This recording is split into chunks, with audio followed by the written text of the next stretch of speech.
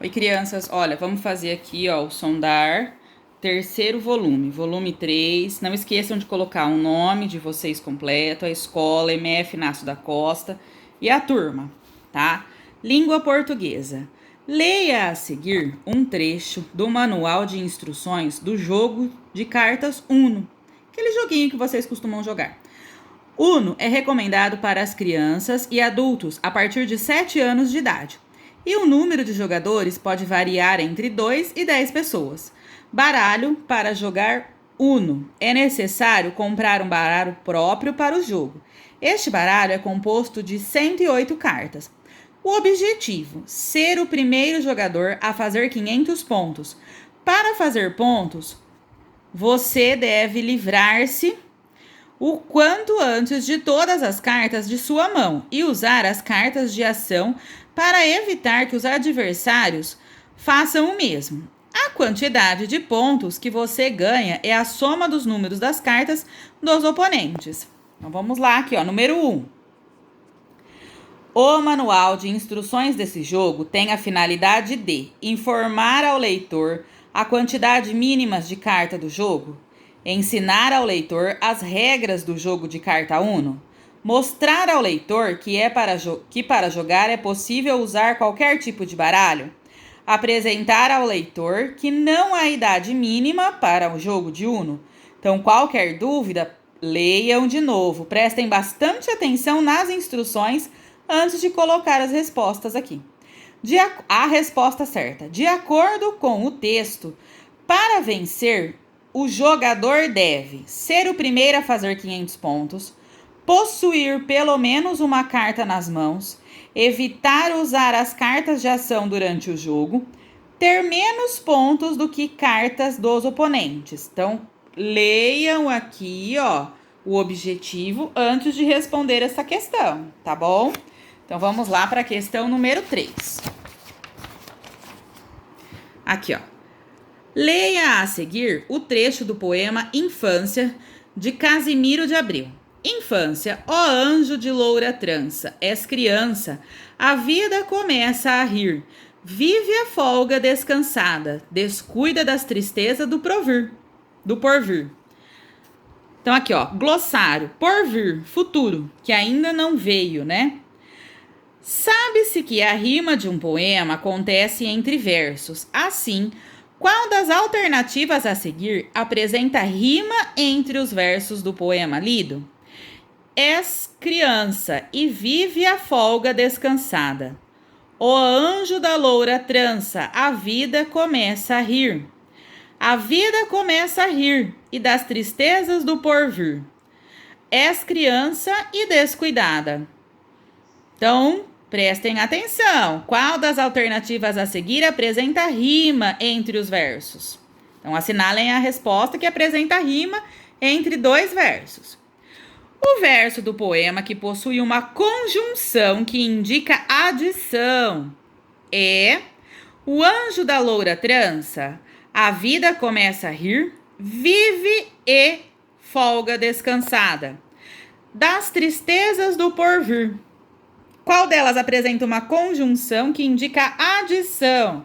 O que significa adição? Prestem bastante atenção, tá bom? Então vamos aqui, ó. Leia a seguir o trecho de uma reportagem que apresenta uma alternativa que os professores do Rio de Janeiro passaram a utilizar para ajudar os alunos durante a suspensão das aulas provocadas pela pandemia do Covid-19 em 2020. Professores do Rio de Janeiro usam as redes sociais para compartilhar aulas. No dia seguinte que soube da hashtag Compartilhe uma aula, o professor de matemática, Davidson de Albuquerque, estava com um vídeo no Facebook compartilhando uma aula, voltada para os alunos do 9º ano que estão com as aulas suspensas. A minha área matemática requer uma certa constância de estudos. Estamos em um momento complicado, que não sabemos quando retornaremos às aulas regulares. É muito importante manter os estudos, procurar videoaulas para não ficar zerado. diz o professor da Escola Municipal Alberto José Sampaio, na Pavuna, na zona norte do Rio de Janeiro. Agora vamos às questõezinhas para responder. Nessa reportagem, o assunto principal está relacionado a quê? A hashtag criada para que os professores de matemática compartilhem aulas? Ao cancelamento das aulas para os alunos do ensino fundamental no Brasil? Foi só do fundamental? A importância das videoaulas de matemática para ajudar os alunos com dúvidas nessa área? Ao compartilhamento de aulas em redes sociais por professores do Rio de Janeiro? Então, olhem antes de responder. No segundo parágrafo dessa reportagem, o trecho entre aspas indica a opinião da autora da reportagem sobre o projeto, fala do professor de matemática Davidson de Albuquerque, explicação sobre o significado da hashtag criada, apresentação do conteúdo abordado na videoaula do professor Davidson. No segundo parágrafo, então, 1, 2, tem uma aspas aqui, Essa aspas, no segundo parágrafo, indica o quê? Então, leiam de novo este pedacinho para poder responder a questão 6. Tudo bem? Então, vamos aqui. Leia o trecho do texto a seguir, que trata da vida de Cecília Meirelles, analisando as características do gênero. Cecília Meirelles, 1901 a 1964. Foi uma poetisa, professora, jornalista e pintora brasileira. Foi a primeira voz feminina de grande expressão na leitura brasileira, com mais de 50 obras publicadas. Com 18 anos, estreia na literatura com o livro Espectros. Embora mais conhecida como poetisa, deixou contribuições no domínio do conto, da crônica, da leitura infantil e do folclore.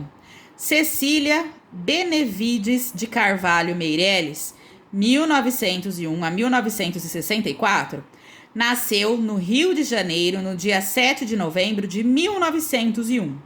Perdeu o pai poucos meses antes de seu nascimento e a mãe logo depois de completar 3 anos.